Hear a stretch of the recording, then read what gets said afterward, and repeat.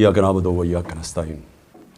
मेरे पाकिस्तानियों, आज मैंने फ़ैसला किया इस बड़े अहम मौके पे आपसे बात करने का, क्योंकि हमारा मुल्क वो उस मोड़ पे अल्लाह ने ला के खड़ा कर दिया है हमारे माल की वजह से कि अगर हम अब सही फ़ैसले नहीं करेंगे तो वो अपनी तबाही के रास्ते पे निकल जाएगा। मैं बार बार लोगों को याद कराता हूँ कि नमाज में हम सिर्फ अल्लाह से एक चीज़ मांगते हैं कि अल्लाह उनके रास्ते पे लगा जिनको तूने नेमतें बख्शी, उनके नहीं जो अपनी तबाही के रास्ते पे निकल गए। कौम भी आज उधर खड़ी हुई है, एक फ़ैसला कुन मोड़ पे खड़ी है। डिफाइनिंग मोमेंट्स हैं पाकिस्तान के। एक कौम कामयाब होती है या नहीं होती, उसकी बुनियाद रखी जाती है इंसाफ पे। रूल ऑफ लॉ अंग्रेज़ी में उसे कहते हैं, कानून की हुक्मरानी कहते हैं। सब इंसान उस जिस माशरे में कानून के सामने एक बराबर होते हैं, वो कौमें ऊपर चली जाती हैं। मेरे नबी सल्लल्लाहु अलैहि वसल्लम ने तकरीबन 1500 साल पहले कहा कि जो कौम में ताकतवर जब जुर्म करता है उसको नहीं पकड़ती हैं और सिर्फ कमज़ोर को पकड़ती हैं, वो तबाह हो जाती है।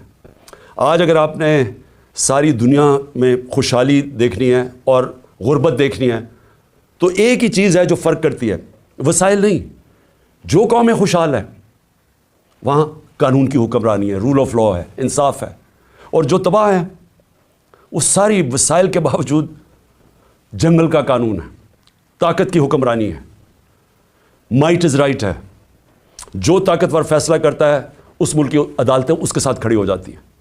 अदालतों का काम होता है कमज़ोर और ताकतवर को एक बराबर रखना। हज़रत अबू बकर जब खलीफा बने, पहली तकरीर उनकी कि मैं ताकतवर और कमज़ोर को एक बराबर करूँगा। हज़रत उमर खलीफा बने, उन्होंने वाज़े तौर पे कहा कि मैं इंसाफ करूँगा, कोई ताकतवर कानून से ऊपर नहीं है।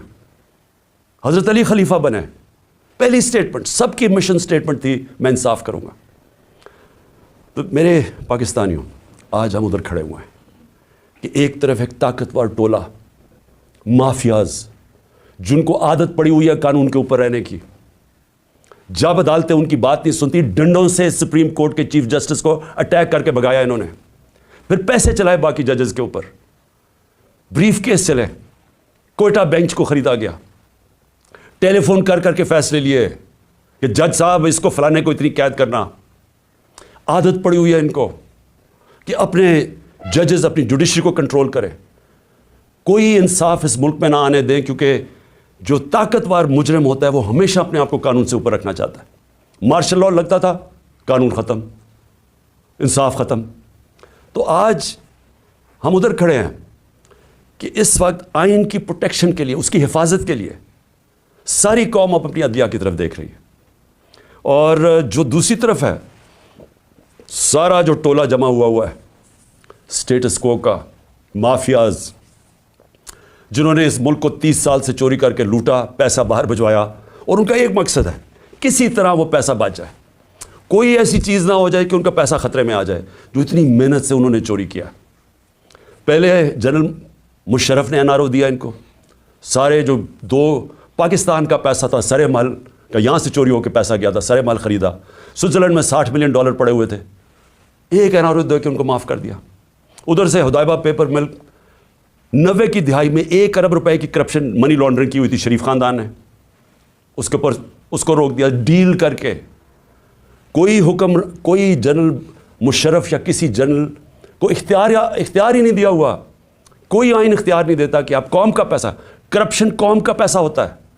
घर में चोरी होती तो मेरा पैसा है, मैं माफ़ कर दूँ, लेकिन कौम की चोरी का पैसा कोई माफ़ नहीं कर सकता। लेकिन यहाँ हुआ, वही साहिब इक़्तिदार, वही माफियाज कानून के ऊपर आ गए। और मेरे सारे 3 साल लगे रहे कि जी हमें एनआरओ दो, जब वो ब्लैकमेल करेंगे जी एनआरओ दो, और बदकिस्मती से इनको एनआरओ मिला। जनरल बाजवा ने इनको एनआरओ दिया, और अब इनको मुश्किल पड़ी हुई है कि किसी ना किसी तरह इस एनआरओ को बचाया जाए। और इनको ख़तरा सिर्फ एक आदमी से है और उसकी पार्टी से, इमरान खान और तहरीक इंसाफ से। सो सारी कोशिशें हो रही हैं कि किसी तरह इमरान खान इक़्तिदार में ना आ जाए, और अगर वो आ गया तो इनका एनआरओ ख़तरे में आ जाएगा।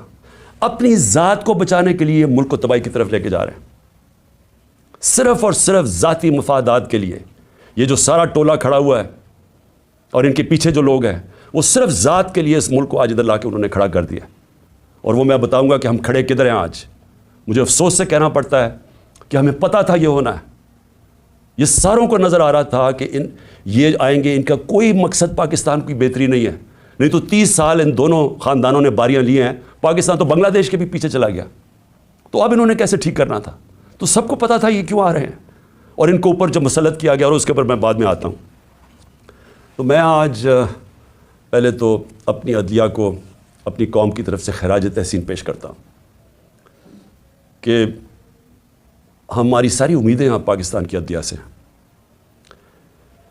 بدقسمتی سے ماضی میں ہماری جو عدلیہ کا رول رہا ہے, مجھے افسوس سے کہنا پڑتا ہے کہ وہ طاقتور کے ساتھ کھڑی ہو جاتی تھی.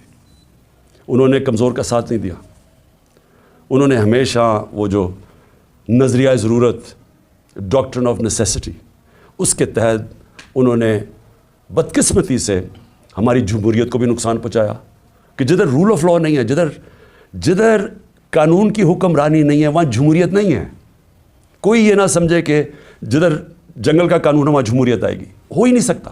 الیکشن تو ساری دنیا میں ہوتے ہیں. کون سے ڈکٹیٹر نے الیکشن کروائے؟ کون سی ڈیولپنگ دنیا میں الیکشنز نہیں ہوئے؟ لیکن جمہوریت نہیں ہے وہاں. کیونکہ جمہوریت تو آتی تب ہے جب رول آف لا ہو, اور رول آف لا آنے ہی نہیں دیا یہاں. مارشل لا لگتا تھا, ویسے ہی ڈاکٹرن آف نیسیسٹی, نظریہ ضرورت آ جاتی تھی.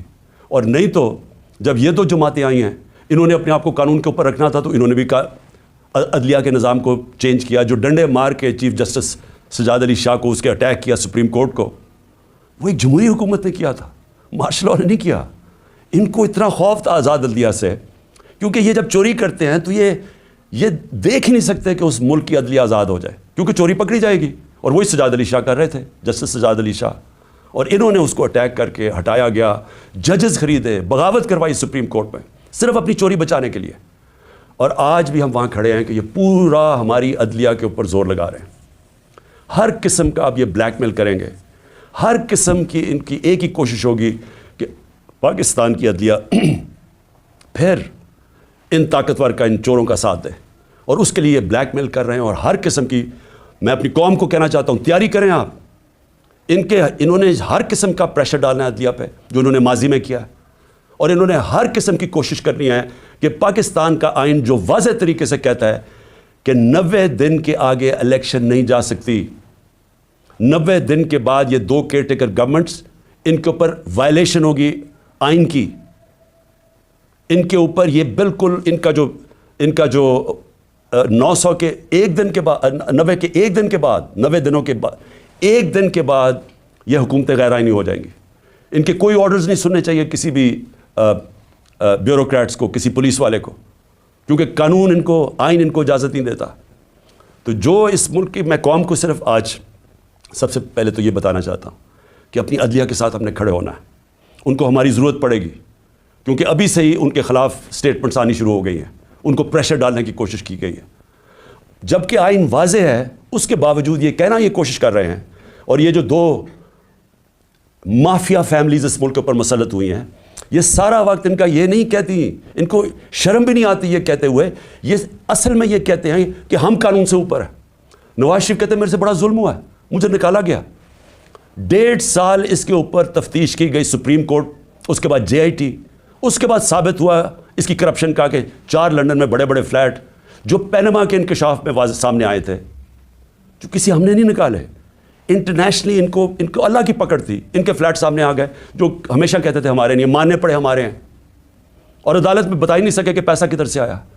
تو اس کے بعد جب عدالت نے ان کے خلاف فیصلہ کیا تو یہ نہیں کہ ابھی تک ثابت نہیں کر سکے کہ کدھر سے منی ٹریل گئی اس ملک سے پیسہ یہ فلیٹ خریدنے کو, ایک ڈاکیومنٹ نہیں دے سکے ثابت کرنے کے لیے.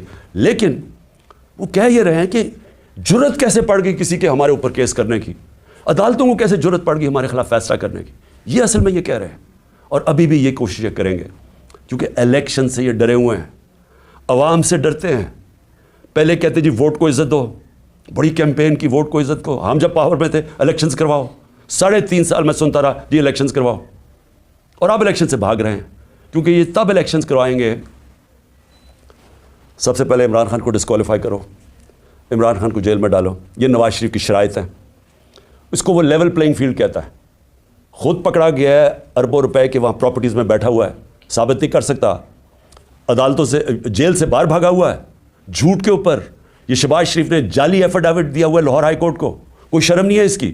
لیکن عمران خان کو جیل میں ڈالو, ڈسکوالیفائی کرو, تحریک انصاف کے لوگوں کو پکڑ دھکڑ کرو.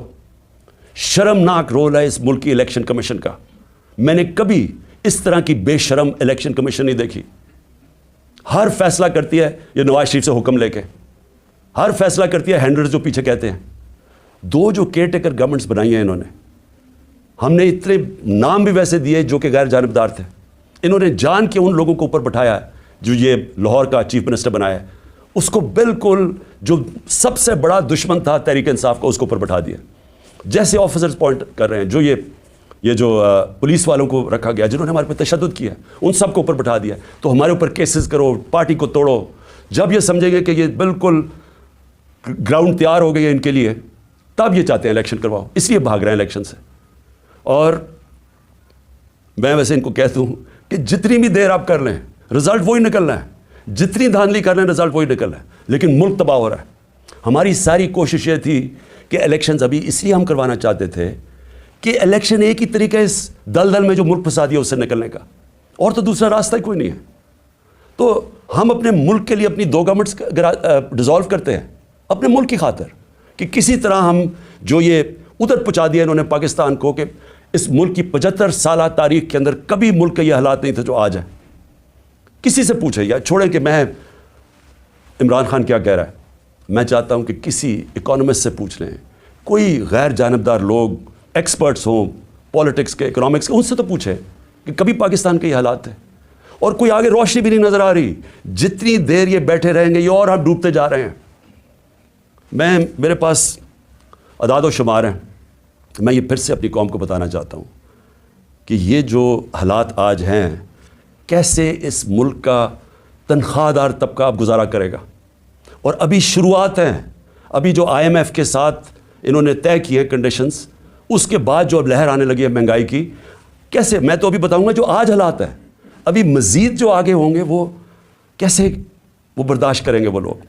تو میں سب سے پہلے دوسری بات جو آج میں کرنا چاہتا تھا, ہمارے پرانے آرمی چیف, انہوں نے ایک صحافی کو ایک انٹرویو دیا اور اس نے پھر کالم بھی لکھی. اس میں اس نے 2-3 چیزیں ایسے کہیں, تو میں صرف ان کے اوپر بات کرنا چاہتا ہوں کہ اگر ہمارے ملک نے اب اس دلدل سے نکلنا ہے تو پاکستان کو ایسے ہمیں چلانا پڑے گا جو اب تک ہم نہیں چلا پا رہے. اور اس کے لیے سب سے پہلی چیز ہوگی رول آف لا. جب تک ہم سب کو قانون کے نیچے نہیں رکھتے, جب تک آئین کے دائرے میں رہ کے ادارے اور لوگ کام نہیں کرتے, اس سے اب ہم نہیں نکل سکتے. میں پھر سے کہہ رہا ہوں, ایک ہے نعمتوں کا راستہ, وہ بالکل مختلف ہے, ایک ہے تباہی کا راستہ, اس طرف ہم نکلے ہوئے ہیں. تو یہ جو آرمی چیف نے, ایکس آرمی چیف نے باتیں کی, سب سے پہلے تو مجھے حیرت ہوئی کہ اس نے کہا جی عمران خان ملک کو تباہی کی طرف لے کے جا رہا تھا. میں نے عمران خان سے ملک کو بچانا تھا تو تسلیم کر لیا کہ اس نے فیصلہ کیا تھا گورنمنٹ گرانے کا, جو میں اور ساری قوم کو ویسے ہی پتہ ہے. لوگوں کو تو اب سوشل میڈیا کا زمانہ ہے, وہ آخری رات جس دن وہ میں نے کہا تھا کہ کوئی رہ تو نہیں گیا, تو اس دن رات کو تو سب قوم کو پتہ چل گیا تھا کہ کون تھا پیچھے اس کے. وہ ارشد شریف شہید نے بڑی زبردست بات کی, وہ کون تھا, تو سب کو پتہ تھا وہ کون تھا. لیکن یہ نہیں میں سوچ رہا تھا کہ وہ تسلیم ہی کر جائے گا کہ وہ میں تھا. اور اس نے کہا کہ بڑے برے حالات تھے پاکستان کے اور تباہی کی طرف جا رہا تھا. تو پہلے تو اس نے اکانومی کی طرف کہا, پھر اس نے فارن پالیسی کی طرف کہا کہ امریکہ بڑا ناراض تھا, امریکہ خوش نہیں تھا عمران خان سے, اور فارن پالیسی کا بھی وہ ایکسپرٹ تھا. پھر اس نے سیاست کی بھی کوئی باتیں کی, بڑا لمبی بات چیت کی. پھر وہ شوکت ترین کے اوپر کہہ دیا کہ اس نے اکانومی تباہ کر دی. تو اکانومی کا بھی ایکسپرٹ, پالیٹکس کا بھی ایکسپرٹ, فارن پالیسی کا بھی ایکسپرٹ. وہ دیکھیں یہ آگے جو میں ملک کو آگے کا سوچ رہا ہوں نا کہ ملک آگے کیسے بڑھے گا. دیکھیں یہ ایک آدمی کے پاس جب اتنی زیادہ پاور آ جاتی ہے, جو پاور اس جنرل باجوہ کے پاس تھی کہ سپر کنگ تھا, سب کے اوپر بیٹھا ہوا تھا, سارے فیصلے اس کے, گورنمنٹ تب تک ٹھیک, یعنی گورنمنٹ کے کام تب تک ہوتے تھے جب تک جنرل باجوہ فیصلہ کرے کہ ہاں یہ ٹھیک ہے. لیکن اگر میں عمران خان کہہ رہا ہے کہ اس ملک میں احتساب ہونا چاہیے، جو 30 سال سے ملک کو چوری کر رہے تھے، جن کے پرانے کیسز بنے ہوئے ہیں، سوائے شہباز شریف کے 2 TT کیس اور وہ جو اس کا FI میں مقصود چپڑاسی والا کیس تھا 16 ارب کا اور TT کا 8 ارب، جو اوپن اینڈ شٹ کیسز تھے، ان کے علاوہ تو سارے پرانے کیسز تھے. لیکن جب باجوہ صاحب نے فیصلہ کر لیا کہ احتساب نہیں ہوگا تو احتساب نہیں ہو سکتا، کیونکہ اس نے اس میں تسلیم بھی کر دیا کہ نیب کو بھی وہ کنٹرول کرتے تھے. سو نیب بھی ان کے ہاتھ میں تھی، تو اکاؤنٹیبلٹی اگر وہ نہیں فیصلہ کرتے تو نہیں ہو سکتی، کیونکہ سپر کنگ ہے وہاں بیٹھے ہوئے. اس سے کیا چیز سامنے آئی کہ ایک آدمی کو جب اتنی زیادہ پاور مل جائے لیکن اس کو کوئی پوچھنے والا نہیں ہے، کوئی چیک نہیں کر سکتا. تنقید تو عمران خان کی ہوتی تھی ہر دوسرے دن، ہر روز ٹی وی پہ گالیاں سن رہا ہوں، تنقید ہو رہی ہے. پنچنگ بیگ تو میں تھا، پاور وہ لے کے بیٹھے تھے. فیصلہ جو کرنا ہے وہ، اگر وہ فیصلہ میں کوئی پالیسی وہ مانتے تھے تو وہ ہو جاتی تھی. اور خوش قسمتی سے کرونا کے اوپر ہم ایک پیج پہ آ گئے، کیونکہ ہم نے بڑا فیصلہ کیا کہ اسمارٹ لاک ڈاؤن ہونا. ہم اپنے لوگوں کو تباہی میں نہیں ڈالنے لگے، کیونکہ غریب نے کچھ نہیں جانا تھا. اگر ہم لاک ڈاؤن کر دیتے غریب نے مر جانا تھا. تو ہم نے بڑا فیصلہ کیا تھا، تو اس میں انہوں نے سپورٹ کی، تو وہ تو ٹھیک چلتا گیا، بلکہ بڑا اچھا کام ہوا. اور بھی کام تھے. میں بار بار کہتا ہوں کہ بڑا ایشو بن سکتا ہے پولیو کا پاکستان میں، اس کے اندر بارڈر ایریاز میں بہت مدد کی انہوں نے. پھر ٹڈی کا آ گیا تھا، وہ جو لوکسٹ کا تھا، مدد کی اس میں. لیکن جدھر فیصلہ کیا کہ احتساب نہیں ہونا، اور ان کے فیورٹ شہباز شریف تھا، آپ شہباز شریف کو کچھ نہیں کر سکتے تھے. اس کا جج کبھی آ جاتا تھا، ہم بھی حیران کہ کبھی آج جج بینچ ٹوٹ گیا تو پتہ ہی کچھ ہو گیا ہے، پھر شہباز کی کمر ٹھیک نہیں ہے. اوپن اینڈ شٹ کیس ہم نہیں پکڑ سکے، اور اس کو فیصلہ کیا ہوا تھا کہ پرائم منسٹر بنانا ہے، اور فیصلہ کافی پہلے کا ہو گیا تھا. کہنے کا میرا مقصد یہ ہے کہ آج جدھر پاکستان کھڑا ہے، ذمہ دار تو وہ آدمی ہے جس نے یہ فیصلہ کیا کہ اب گورنمنٹ گرانی ہے، عمران بڑا خطرناک ہے. لیکن قوم آج سارا اس فیصلے کی، قوم جو تباہی ہوئی ہے ملک کے اندر، اب قوم اس کا بوجھ برداشت کر سکتی ہے. تو کوئی پوچھنے والا نہیں ہے، کوئی انکوائری نہیں ہوگی کہ اس نے کس طرح فیصلہ کیا. ہر دنیا کے اندر جب بھی کوئی ذمہ داری لیتا ہے، اسی کے پاس اتھارٹی ہوتی ہے اور اسی سے پوچھا جاتا ہے، وہ آنسربل ہوتا ہے. لیکن یہ آدمی آنسربل ہی نہیں کسی کا. جو مرضی فیصلہ ٹھیک ہو گیا تو کریڈٹ لے لیا، میں نے یہ کر دیا. جب غلط ہوا تو ذمہ دار عمران خان تھا. اور آج کون ذمہ دار ہے؟ میرا سوال یہ ہے کہ چلتی ہوئی اکانومی کو جو آج اس نے یہاں پہنچایا ہے، اس کا کون ذمہ دار ہے؟ یہ کہتے ہیں نا جی کہ بڑے برے حالات تھے. میں آپ کو IMF فروری 2022 میں، آج سے 1 سال پہلے، پاکستان کی اکانومی کے اوپر وہ کامنٹ کرتے ہیں، سمری بناتے ہیں، ایگزیکٹو سمری. وہ کیا کہتا ہے؟ 4 چیزیں کہتا ہے پاکستان کی. 1 سال پہلے، ہماری حکومت گرانے سے 1.5 مہینہ پہلے، وہ کہتا ہے کہ پاکستان کی اکانومی واز گروئنگ فاسٹ، تیزی سے ہماری دولت میں اضافہ ہو رہا تھا. سسٹینیبل، کہ یہ سسٹین کر سکتی تھی، یعنی یہ ایک ون آف نہیں ہے، یہ کوئی تکا نہیں لگا، یہ سسٹین کرنی تھی، یعنی اسی طرح چلتے رہنا تھا. اور اس میں وہ کیا کہتا ہے، یہ بھی ذرا سنیں. وہ کہتا ہے کہ 7 سالوں کے اندر پاکستان کی جو مڈل کلاس میں اضافہ ہوگا، یعنی جو مڈل کلاس جن کے حالات بہتر ہوں گے، وہ 6 کروڑ لوگ اوپر جائیں گے، مڈل کلاس بنیں گے پاکستان کی. IMF کہہ رہا ہے. پھر کہتا ہے انکلوسیو کا کیا مطلب ہے؟ کہ صرف امیر نہیں ہو رہا. انہوں نے کہا کہ سارا آبادی اس کے اندر شامل تھی. غریبوں کے لیے ہیلتھ کارڈ، لانسٹ جو کہ دنیا کی لیڈنگ میڈیکل جرنل ہے، جو ان کے ساری دنیا کے ٹاپ ڈاکٹرز وہ جرنل پڑھتے ہیں، جس کو لانسٹ کہتے ہیں. لانسٹ پاکستان کے ہیلتھ کارڈ کی تعریف کر رہا تھا، اور وہ تعریف اس لیے کر رہا تھا کہ پہلے تو یہ نچلے طبقے کو پہلی دفعہ ایک انشورنس ملی کہ غریب گھرانہ کسی بھی ہسپتال میں جا کے اپنا 10 لاکھ تک علاج کروا سکتا تھا. یہ انہوں نے لانسٹ لکھتا ہے کہ ہمارے سے بہت امیر ترین ملکوں کے پاس بھی یونیورسل ہیلتھ کوریج نہیں تھی جو پاکستان میں تھی. اور اس کا جو دوسرا کیا پہلو تھا کہ ہمارے جو پرائیویٹ سیکٹر ہے جو دیہاتوں میں نہیں جاتا، جو ہمارے گورنمنٹ ہاسپٹلز ہیں وہاں دیہاتوں میں ڈسٹرکٹ ہاسپٹلز خالی پڑے ہوتے ہیں، ڈاکٹرز نہیں جاتے، نرسز نہیں جاتے، وہاں سارے بیچارے ادھر سے اٹھ کے لوگ آ جاتے ہیں ڈویژنل ہیڈ کوارٹرز یا بڑے شہروں میں. تو پہلی دفعہ پرائیویٹ سیکٹر دیہاتوں میں جا رہا تھا. انہوں نے چھوٹے چھوٹے ہاسپٹلز بنانے شروع کر دیے ہیلتھ کارڈ کی وجہ سے. تو ایک ہیلتھ کوریج کا نیٹ ورک بن رہا تھا پاکستان میں، جو کہ انہوں نے آ کے ختم کیا. اور کیوں کیا؟ کیونکہ وہ مریم کی وہ آڈیو لیکس، اس میں وہ کہتی ہے کہ عمران خان کو فائدہ نہ ہو جائے. اپنے تو کھانسی بھی ہو اور وہ زکام بھی ہو تو باہر چلے جاتے ہیں سارا ٹبر علاج کروانے کے لیے. تھوڑی سی چیز ہو پتہ چلتا ہے جی اب پھر لندن پہنچ گئے علاج کروانے کے لیے.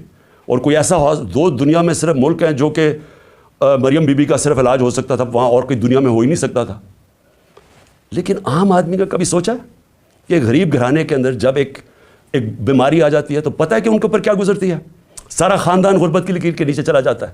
یہ ساری ریسرچ شو کرتی ہے کہ ایک بڑی بیماری وہ لوگ جو غربت کی لکیر سے اوپر ہوتے ہیں, ایک بیماری ان کو نیچے لے جاتی ہے غربت کی لکیر سے. تو انہوں نے آ کے وہ ہیلتھ کارڈ ختم کیا جو کہ ہمارا, جب وہ کہتے ہیں نا سسٹین, جب انکلوسیو کا مطلب ہوتا ہے کہ وہ ساری قوم کو لے کے جب ملک میں دولت میں اضافہ ہو رہا ہے تو لوگوں کو بھی ساتھ ہم لے کے چل رہے تھے. پھر احساس پروگرام, دنیا نے ایکنالج کیا پاکستان کا احساس پروگرام جو نچلے طبقے کے لیے تھا. اور یہ اسٹینفورڈ یونیورسٹی, امریکن یونیورسٹی کی ریسرچ ہے کہ پاکستان ایک فلاحی ریاست کی طرف جا رہا تھا احساس پروگرام کی وجہ سے. ورلڈ بینک سب نے تعریفیں کی پاکستان کے احساس پروگرام جو کہ انکلوسیو تھی. تو یہ آئی ایم ایف کہہ رہا ہے کہ پہلے تیزی سے بڑھ رہی ہے, پھر سسٹینیبل ہے, یعنی یہ چلتی جائے گی. اور انہوں نے کہا کہ 6 کروڑ لوگ اس میں آ جائیں گے مڈل کلاس میں اوپر. پھر وہ کہتا ہے انکلوسیو ہے کہ وہ صرف ہم نے امیروں کا نہیں سوچا, نیچے سے بھی اٹھا رہے ہیں, جس میں کامیاب پاکستان بھی تھا, کامیاب جوان تھا نوکریاں دینے کے لیے. اور جاب رچ کہ ہم روزگار پیدا کر رہے ہیں, یعنی ہم نوکریاں دے رہے تھے, امپلائمنٹ بڑھ رہی تھی پاکستان میں. فیصل آباد جیسی جگہ میں جدھر ہم جب 2018 میں آئے تھے تو لوگ اپنی فیکٹریاں بیچ کے ان کو ہاؤسنگ اسٹیٹ بنا رہے تھے, وہاں فیکٹریاں بند ہو رہی تھی. ہمارے دور میں 2022 کے اندر ٹیکسٹائل سیکٹر کہہ رہا تھا کہ ہمارے پاس مزدور کم پڑ گئے, ہمیں باہر سے مزدور لانے پڑتے ہیں. اور آج جا کے ذرا فیصل آباد میں پوچھے کہ حالات کیا ہیں بے روزگاری کے.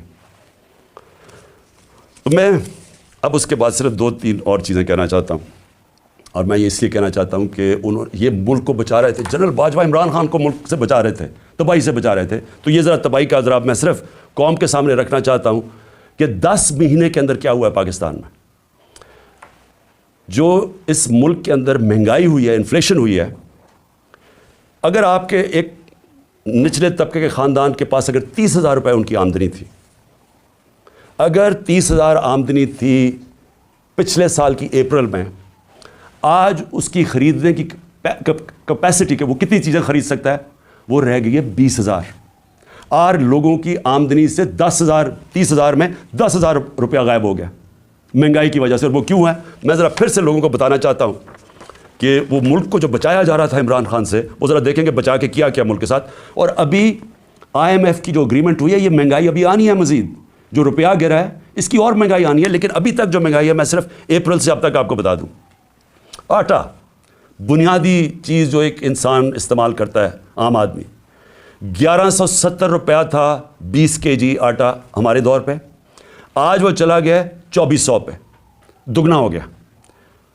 گھی 470 روپے کا جو گھی پر kg تھا ہمارے دور پہ, آج 550 پہ چلا گیا kg. لیکن جو سننے والی چیز ہے وہ ہم امپورٹ کرتے ہیں پام آئل. پام آئل کی قیمت انٹرنیشنل منڈی کے اندر آدھی ہو گئی ہے.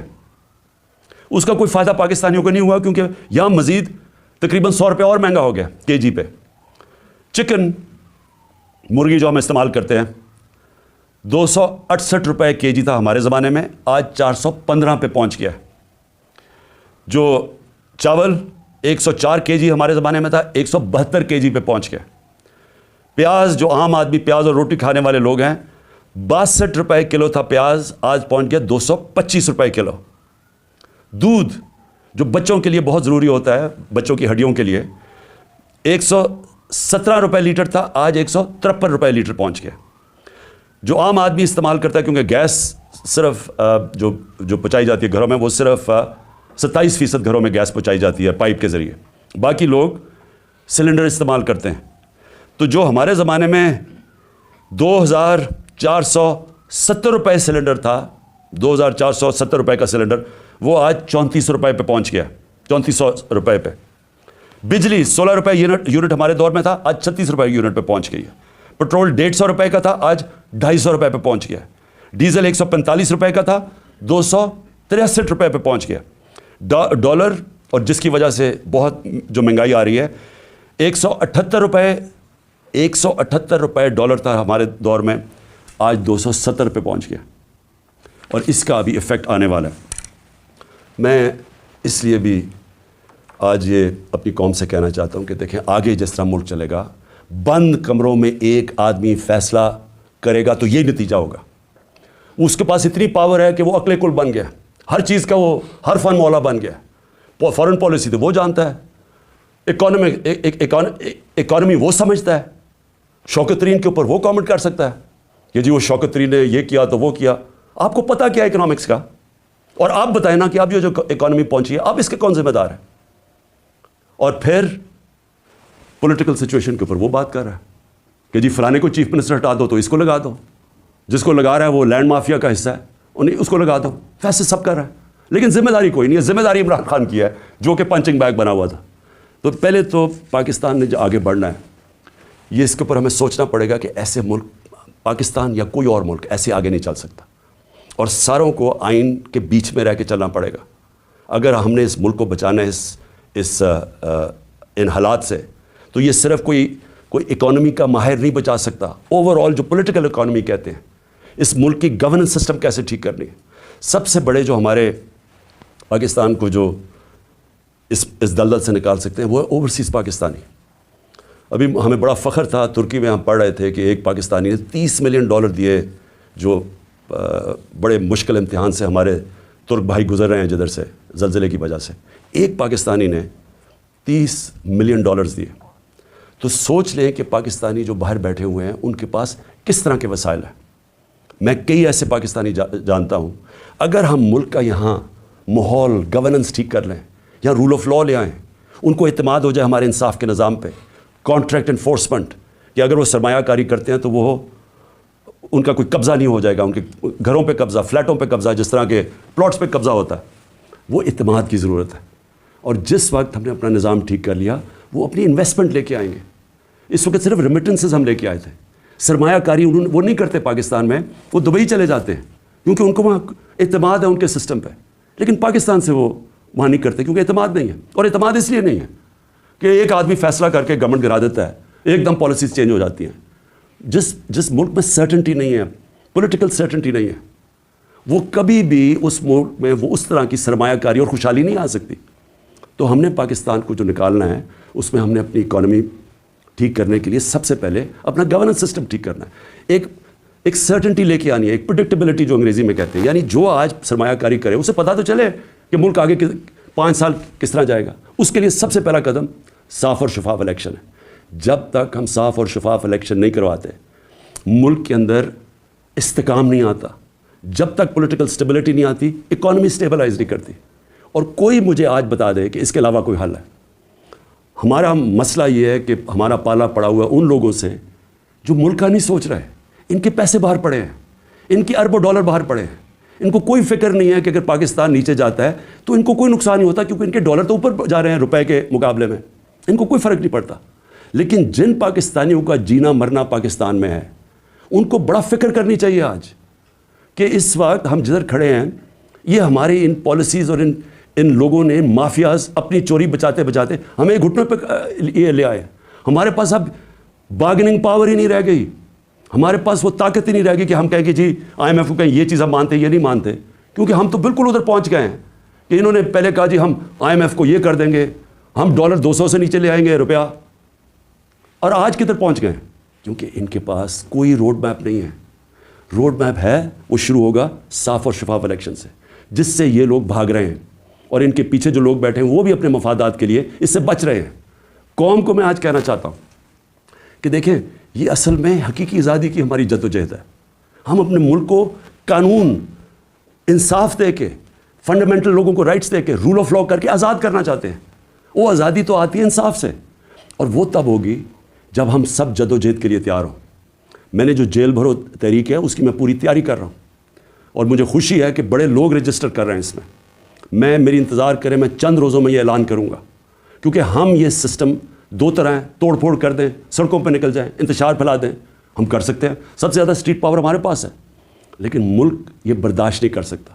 اس لیے یہ پرامن طریقے کا احتجاج ہے جیل بھرو تحریک. ہمیں جو سارا وقت ڈراتے رہتے جی آج اس کو پکڑ لیا, شوکت ترین کے وارنٹ نکل گئے, کبھی وہ عثمان ڈار کے پیچھے پڑ گئے, جو بولنے والا اس کے پیچھے پڑ گئے. صحافیوں کو ڈرا رہے ہیں, دھمکا رہے ہیں. لوگ یہاں سے باہر بھاگے ہوئے ہیں. معین پیرزادہ وہ باہر بھاگا ہوا ہے. وہ دوسرا ارشد شریف سے جو ہوا, جو بھی جو سٹریس ڈالتے ہیں کہ تھوڑی سی ادھر سے لائن کراس کر کے آپ یہ تنقید نہیں کر سکتے. یہ اگر تنقید ہوتی تو جنرل باجوہ یہ ظلم نہ کر سکتا پاکستان پہ. اس کے اوپر تنقید ہی نہیں الاؤڈ تھی. پنچنگ بیگ تو ہم بیٹھے ہوئے تھے, وہ جو مرضی کرتا, کوئی پوچھنے والا ہی نہیں تھا. اس لیے اس ملک کے لیے, حقیقی آزادی کے لیے ہم سب کو جدوجہد کے لیے اب تیار رہنا پڑے گا. میں آج سارے اپنے پاکستانیوں کو آخر میں کہہ رہا ہوں, جو نوجوان یہ سوچ رہے ہیں ملک چھوڑ کے جانے کا, آپ سب کو کہہ رہا ہوں, دیکھیں بھاگنے کی کوئی جگہ نہیں ہے. جو قومیں جب تک اپنی آزادی کے لیے نہیں لڑتی, جدوجہد نہیں کرتی, کوئی ان کو آزادی نہیں دیتا. زنجیریں گرتی نہیں ہیں, توڑنی پڑتی ہیں. ہم سب کو تیاری کرنی چاہیے. اور میں پھر سے اپنے ساری پارٹی کو, پاکستانیوں کو کہنا چاہتا ہوں, تیاری کریں جیل بھرو تحریک کی. انشاءاللہ میں چند دنوں میں اس کی اناؤنسمنٹ کروں گا. پاکستان زندہ باد.